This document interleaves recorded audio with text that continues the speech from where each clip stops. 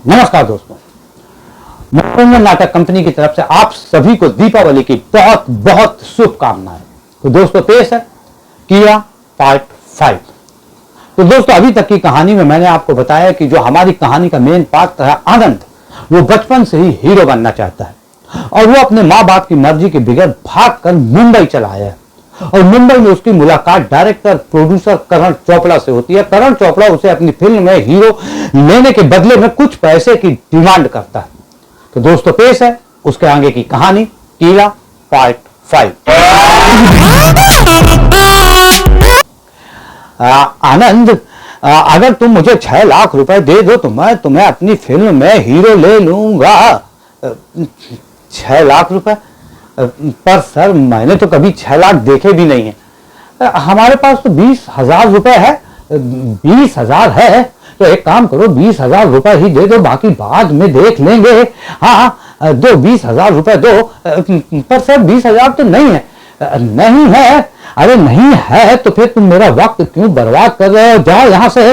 नहीं सर, मतलब है तो दो, मतलब नहीं है। अरे ये क्या लगाए हुए है? नहीं है, नहीं है, ये है कि नहीं है?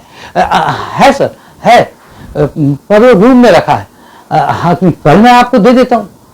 कल नहीं, तुम आज ही जाओ, अभी ही जाओ और लेकर पैसा आओ। सर रूम तो बहुत दूर है, आने जाने में भी 4-5 घंटे लग जाएंगे। कोई बात नहीं, हम 2 बजे रात तक ऑफिस में काम कर रहे हैं, जल्दी शूटिंग शुरू करना है। तुम्हारा पैसा आ जाएगा तो मैं तुम्हारा हीरो का कैरेक्टर फाइनल कर दूंगा। इसलिए तुम जाओ और पैसा लेकर आओ, मैं यहाँ पर तुम्हारा इंतजार कर रहा हूँ। जी सर। हाँ, मैं बहुत खुश था कि मैं हीरो बन गया था। अब बस कुछ दिन की बात है, मेरी फिल्म आएगी, मैं स्टार बन जाऊंगा। मैं खुशी खुशी अपने घर पहुंचा और अपनी अलमारी से पैसा निकाल रहा था, तभी मेरा दोस्त रूम पार्टनर आ गया और उसने कहा, आनंद कहाँ गए थे तुम सुबह से? हाँ, वो किसी डायरेक्टर प्रोड्यूसर से मिलने वाले थे ना, क्या हुआ? उसने तो मुझे अपनी फिल्म में हीरो ले लिया। हाँ हीरो ले लिया? अरे हम 10 साल से हैं तो हमको किसी ने तो हीरो लिया नहीं, तुमको किसने हीरो ले लिया? कौन सी पिक्चर में हीरो ले लिया? दिल वाले दुल्हनिया दे जाएंगे। दे जाएंगे? अरे वो दिल वाले दुल्हनिया ले जाएंगे है। अरे वो थी, और ये जो जिसमें मैं हीरो हूं ना, उस फिल्म का नाम है दिल वाले दुल्हनिया दे जाएंगे। अच्छा दे जाएंगे? हाँ, डायरेक्टर प्रोड्यूसर कौन है भाई? हाँ, करण चोपड़ा। करण चोपड़ा? अरे उस चोरवा के चक्कर में पड़ना भी नहीं तुम। हाँ, हमरा 800 रुपया मार दिया। हमको बोला था 800 रुपया दो, मिथुन चक्रवर्ती के भाई का कैरेक्टर देंगे। उसका भाई कहता चपरासी का भी कैरेक्टर नहीं दिया, 800 रुपया लेके भाग गया, पता नहीं कहाँ गया। और हमरा का पता नहीं कितने लोगों का ऐसे चूना लगाया वो। तो तुमसे भी तो कुछ पैसा ऐसा मांगा होगा ना? हाँ हाँ हाँ, दे दिए होगा? नहीं, देना भी नहीं। हाँ, ये मुंबई है, समझे ना? यहाँ पे जौन है चोर लुचक्का डाकू जौन है, कोई भी डायरेक्टर प्रोड्यूसर एक्टर के भेष में आके तुम्हारा पैसा लूट लेंगे और तुम मुंह देखते रह जाओगे, समझे ना? दिमाग का इस्तेमाल करो, दिमाग का।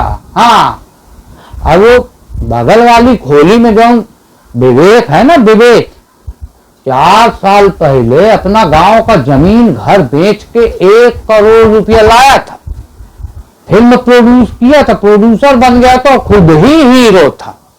आज 4 साल ही गया, 4 साल उसका फिल्म नहीं बिका।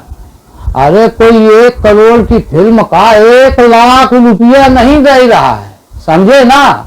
तो जौन है तुम अपनी बुद्धि को दुरुस्त रखो।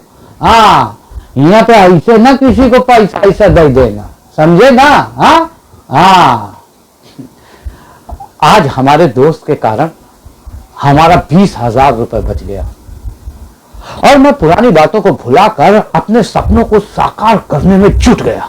मेहनत करता, ऑडिशन देता, डायरेक्टर से मिलता, कास्टिंग डायरेक्टर से मिलता, और ये डायरेक्टर और कास्टिंग डायरेक्टर हर बार मुझसे एक ही चीज पूछते, तुम्हारा एक्सपीरियंस क्या है? अरे जब काम दोगे नहीं तो एक्सपीरियंस होगा कैसे? हाँ, फिर मुझे लगा कि मुझे एक्टिंग क्लास कर लेनी चाहिए, और जब मैंने एक्टिंग क्लास के बारे में इंक्वायरी की तो मैंने देखा कि इस फिल्मी दुनिया के बड़े बड़े director, producer, actor acting class के नाम पे लूट की दुकान खोले बैठे हैं। ये अनूप खेर है ना, जो अपने स्ट्रगल के जमाने की कहानियां सुनाते हैं, फूंके रहने की, कि हम 3 दिन तक फूंके रहते थे। ये स्टार बनने के बाद इनका पेट इतना बड़ा हो गया कि इतना पैसा कमाने के बाद भी इनका पेट नहीं भरा, तो इन्होंने एक्टिंग की दुकान खोल ली, एक्टिंग क्लास। हाँ, अब ये किसी से भी 4-5 लाख रुपए लेके किसी को भी एक्टर बना देते, किसी को। और मजे की बात यह है कि ये खुद अपने भाई और अपने बेटे को एक्टर नहीं बना पाए, बैठे घर में घुइयां छील रहे हैं, घुइयां। हाँ देखो, अब हम ये तो समझ गए थे कि कोई किसी को एक्टिंग सिखा नहीं सकता। अच्छा आप ही बताइए, अगर कोई किसी को एक्टिंग सिखा पाता तो ये राजेश खन्ना, शत्रुघ्न सिन्हा, मिथुन चक्रवर्ती, फिरोज खान, संजय खान, इतने बड़े बड़े स्टार हैं, ये अपने बेटे बेटियों को एक्टिंग नहीं सिखा देते? वो क्यों फ्लॉप होके घर में बैठे होते? हाँ, वो भी तो स्टार बन जाते। पर नहीं, एक्टिंग कोई किसी को नहीं सिखा सकता, एक्टिंग सीखी जा सकती है अपने अनुभव से, अपनी मेहनत से और अपनी लगन से। हाँ, किसी मार्गदर्शक की जरूरत पड़ सकती है, तो मैंने थिएटर ज्वाइन कर लिया। गांव में भी थिएटर करता था और मैं यहां भी थिएटर करने लगा। और ये जो गांव से भाग भाग कर लोग हीरो बनने मुंबई चले आते हैं ना, इसका कारण ये स्टारों की झूठी कहानियां भी होती। अब देखिए, कोई कहता है कि मैं तो वेटर था, नटराज स्टूडियो में घूम रहा था, डायरेक्टर प्रोड्यूसर की नजर पड़ गई, उसने उसको हीरो ले लिया। और हीरो बन नहीं ले लिया, तुरंत 5,000 रुपए साइनिंग अमाउंट दे दिया। वाह भैया, यहां हम आज काम करते हैं और पैसा 3-4 महीने के बाद मुश्किल से मिलता है। हाँ, और इनको काम करने से पहले ही पैसा मिल गया। वाह अब देखिए, कोई कहता है कि मेरे पास पहनने के लिए कपड़ा नहीं था, सुनील शेट्टी देता था। अरे भाई, बांद्रा बैंड स्टैंड में समुद्र के सामने फ्लैट है तुम्हारा, हाँ, और तुम्हारे पास पहनने के लिए कपड़ा नहीं है। कुछ भी बोलते हैं। कोई तो कहता है कि 5-5 दिन तक भूखा रहता था। अरे भैया, 2-3 दिन में ही मर जाओगे, 5 दिन तक पहुंचोगे नहीं। हाँ और अब देखिए, एक नया है। हम बोलते हैं कि चोपड़ा से मेरी मुलाकात हुई और बैंड बाजा बारात निकल गई मेरी। अरे भैया, चोपड़ा से मिलना इतना आसान है क्या? हाँ, लोग मिलने के लिए उनके ऑफिस के सामने सालों से खड़े, दर्शन होते हैं, सिर्फ दर्शन, मुलाकात नहीं होती है। हाँ और ये जो उद्योगपति के बेटे हैं, ये जो स्टार सन है, जो स्टार बनने के बाद कभी ये नहीं बताते हैं कि अरे हम तो स्टार बनने के पहले भी 45 रईस हैं, बड़ी बड़ी गाड़ियों में चलते थे, बड़े बड़े घर में रहते थे और रईसी की जिंदगी जीते। ये लोग कभी नहीं बताते।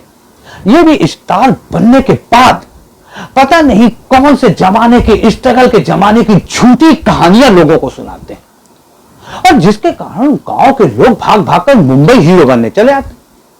उन्हें लगता है कि अरे भाई, जब ये हकले वकले छोटे मोटे काले कलूटे हीरो बन सकते हैं तो हम क्यों नहीं हीरो बन सकते? हाँ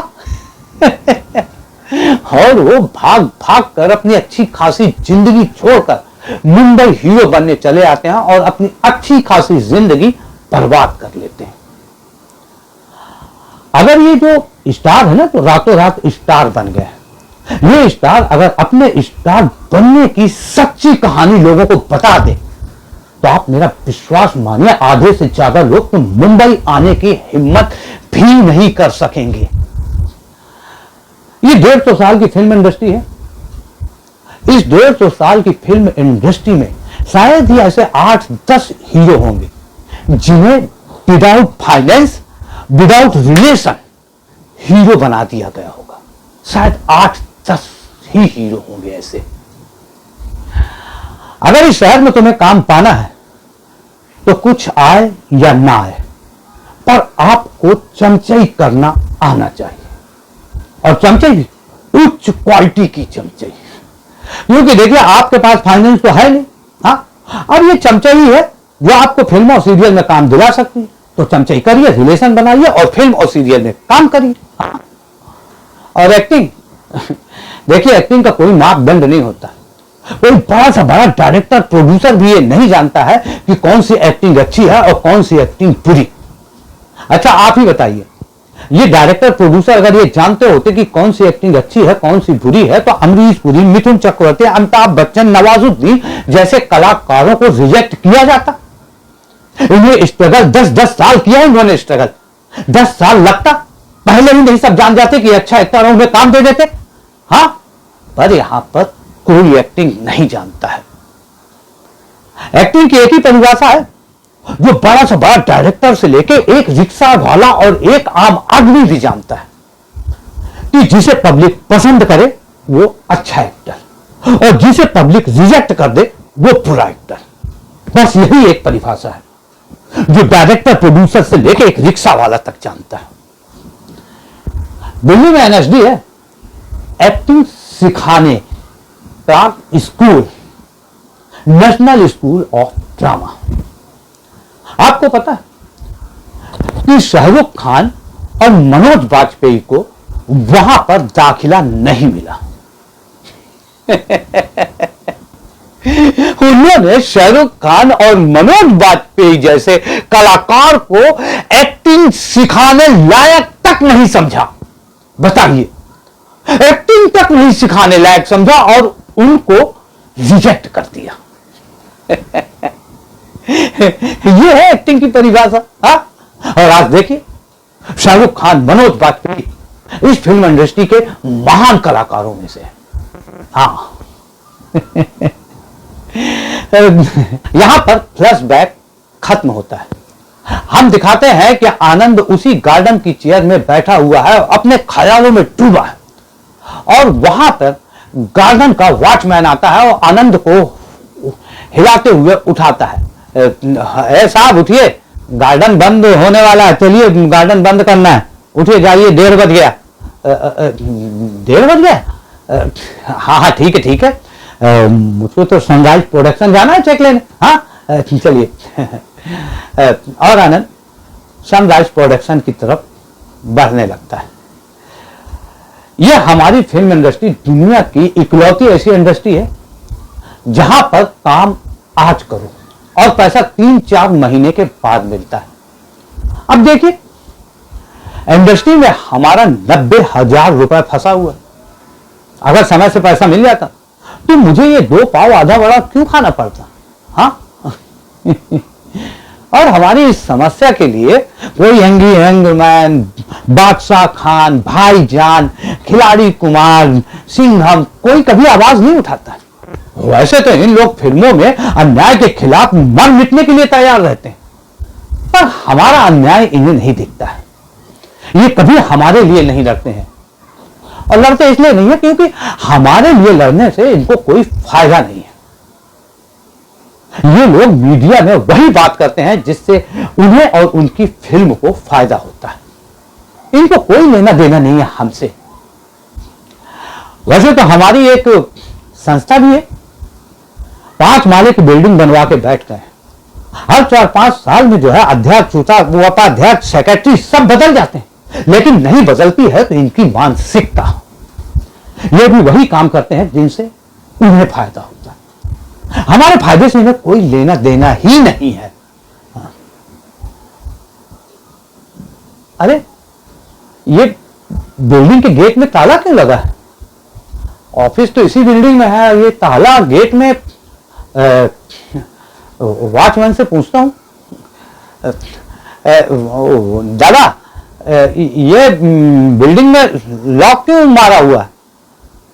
अरे वो चाइना का बीमारी हो गया किसी को बिल्डिंग में, इसीलिए बिल्डिंग लॉक कर दिया है सरकार ने। कोरोना हो गया? कोरोना? हाँ हाँ कोरोना हो गया। आनंद तुरंत अपनी जेब से रुमाल निकालता है और अपने चेहरे में बांधता है। लेकिन अब आज तो चेक मिल रहा था। अब चलो फोन करके देख लेता हूँ। हाँ हेलो सर, मैं आनंद बोल रहा हूँ। अरे वो सर आज चेक के लिए बुलाया था मुझको और मैं यहाँ आया हूँ तो बिल्डिंग में ताला लगा हुआ, लॉक कर दिया। हाँ हाँ आनंद, वो क्या है कि बिल्डिंग में किसी को कोरोना हो गया था, इसलिए बिल्डिंग लॉक करा दिया गया। तो अब जब ऑफिस खुलेगा तो फिर मिलेगा चेक। अरे सर मुझे पैसे की जरूरत है सर, मैं तो 2-3 दिन से खाना भी नहीं खा पा रहा हूँ, मुझे पैसा चाहिए। अरे तो पैसा चाहिए तो ऐसा कोई जेब में रख के थोड़ी घूमता है, तुम्हारा चेक ऑफिस में है और जब ऑफिस खुलेगा तो तुम्हें चेक मिल जाएगा। सर देखिए आप जो है मुझे ऑनलाइन ट्रांसफर कर दीजिए। हाँ मुझे पैसे की बहुत जरूरत है, आप समझ रहे हैं ना। Hello hello hello hello hello, काट दिया फोन। ये है हमारी film industry. In production house को कोई फर्क नहीं पड़ता इनके कारण कोई भूखो मरे या मर जाए, कोई फर्क नहीं पड़ता इन्हें। चलो घर चलते हैं, देखते हैं अब जो कुछ होगा तो देखा जाएगा। आनंद अपने रूम में आता है, रूम का ताला खोलता है और मटके से पानी निकालकर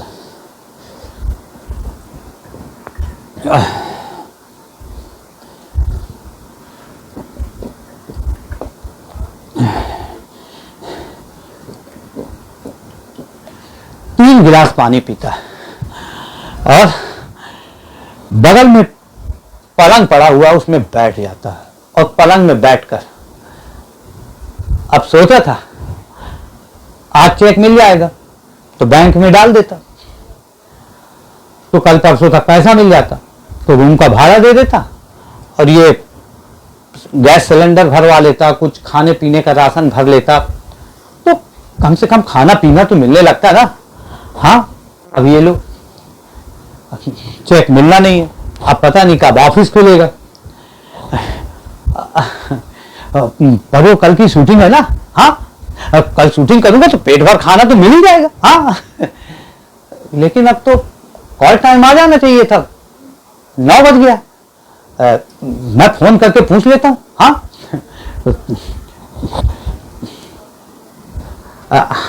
हेलो, हाँ सर मैं आनंद बोल रहा हूँ, वो सावधान इंडिया में जिसके लिए आपने मुझे चपरासी के लिए फाइनल किया था और कल से आपने शूटिंग के लिए बोला था तो कॉल टाइम नहीं आया अभी तक। वो आनंद क्या है कि वो कोरोना लग गया है ना, कोरोना। हाँ इसीलिए अभी शूटिंग बंद हो गई है, अभी शूटिंग नहीं होगी, वो लॉकडाउन लग गया ना। हाँ अरे टीवी नहीं देखते क्या, लॉकडाउन लग गया आज से, शूटिंग नहीं होगी अब। हाँ शूटिंग नहीं होगी तो फिर कब शूटिंग होगी। हेलो हेलो हेलो हेलो, ससुरा डर गया होगा, लगता होगा उसको कहीं फोन में बात करने में ही ना कोरोना हो जाए। पर ये तो कह रहा था कि लॉकडाउन लग गया है, टीवी में देखते हैं, न्यूज में पता चलेगा। हम देखते हैं कि टीवी में मोदी जी देश को संबोधित कर रहे हैं। भाइयों बहनों, आज रात 9 बजे से सारी सुविधाएं बंद कर दी जाएंगी, बस ट्रेन प्लेन सब बंद कर दिए गए हैं, जो जहां है वहीं रहेगा।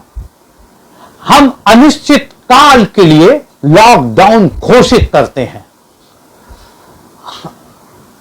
अनिश्चित कालीन लॉकडाउन, इसका मतलब अब ये सारी सुविधाएं बंद, बस ट्रेन प्लेन सब बंद। अब तो ऐसे में तो गांव भी नहीं जा सकते, पर अब होगा क्या। अब पता नहीं कितने दिन में लॉकडाउन खुलता, 5 दिन 7 दिन 10 दिन पता नहीं, अब जो होगा देखेंगे। हाँ भूख लगाई है वो सुबह का आधा वड़ा और एक पाव है ना, हाँ वो खा लेते, बैग डाला निकाल के और मैं आधा वड़ा एक पाव खाने लगता हूं। अब आज तो ये मिल गए, पता नहीं अब आगे क्या होगा।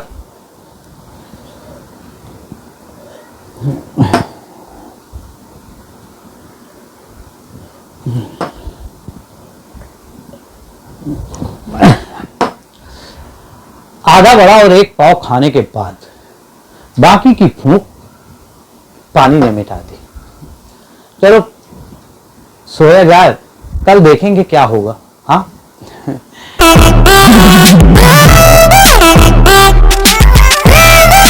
आज लॉकडाउन का पहला दिन है। अब वो कल के 16 रुपए बचे थे, वो मैंने शूटिंग के भाड़े के लिए बचा के रखे थे ना, तो उस 16 रुपए में मैं 5 पाव ले आया था। बस फिर क्या था, उसी पाव का ब्रेकफास्ट, लंच और उसी पाव का डिनर।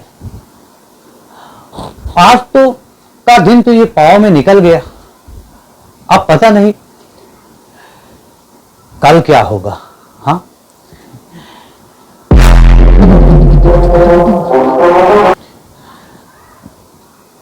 आज लॉकडाउन का तीसरा दिन है। कल से मैंने कुछ नहीं खाया, बस ये पानी ही ब्रेकफास्ट, लंच और डिनर था।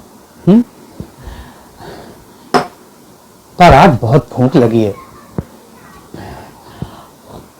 आज तो भूख बर्दाश्त ही नहीं हो रही। चलो ऐसा करते हैं कि बाहर चलते हैं, शायद बाहर कुछ खाने आने को मिले, इसलिए कि घर में तो कुछ है नहीं। देखते हैं बाहर। आनंद दरवाजा बंद करके ताला लगाकर सड़कों पे खाने की तलाश में निकल जाता है। दूर दूर तक आदमियों का नामो निशान नहीं है। सुनसान गलियां पड़ी हुई हैं। सारे आदमी घर के अंदर घुसे हुए हैं, क्योंकि कहीं वो कोरोना से ना मर जाए। और मैं घर से बाहर निकला हूं कि कहीं मैं घर के अंदर भूख से ना मर जाऊं।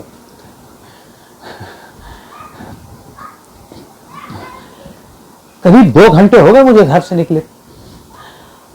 बहुत तेज भूख लग रही है। अगर आज भूख के कारण मुझे भीख भी मांगनी पड़ जाती ना, तो मैं वो भी मांग लेता।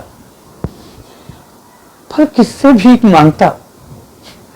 यहां तो दूर दूर तक आदमियों का नामो निशान नहीं है।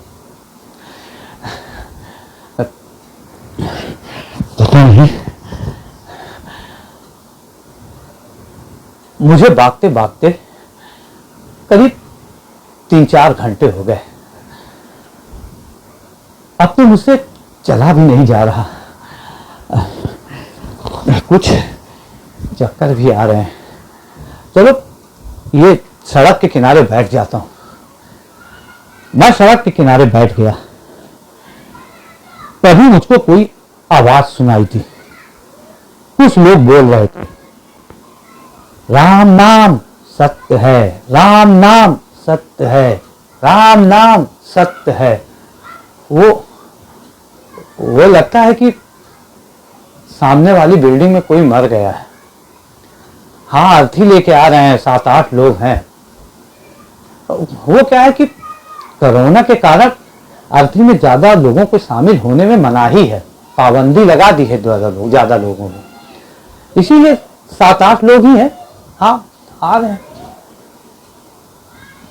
ये लोग तो कुछ फेंक रहे हैं, फेंक नहीं रहे, लुटा रहे हैं, कुछ लुटा रहे हैं।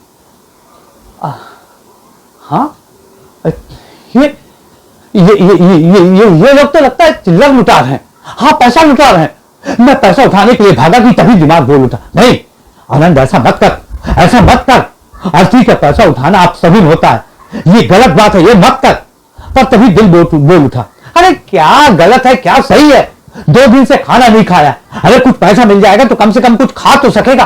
और मैं उस पैसे पर टूट पड़ा। मैं अर्थी के जुटाए हुए पैसा उठाने लगा, समेटने लगा, और इसी तरह पैसा समेटते समेटते, उठाते उठाते मैं अर्थी के पीछे चला जा रहा था। करीब 10-15 मिनट के बाद स्मशान आ गया। वो लोग अर्थी को लेकर स्मशान के अंदर चले गए और मैं बाहर ही रुक गया। काश ये स्मशान 4-5 किलोमीटर दूर होता तो अच्छा रहता, कुछ पैसा और मिल जाते। हाँ, पर ये इतना पैसा मिल गया, कितना है गिनता हूं मैं, 112 रुपए है, 112 रुपीज।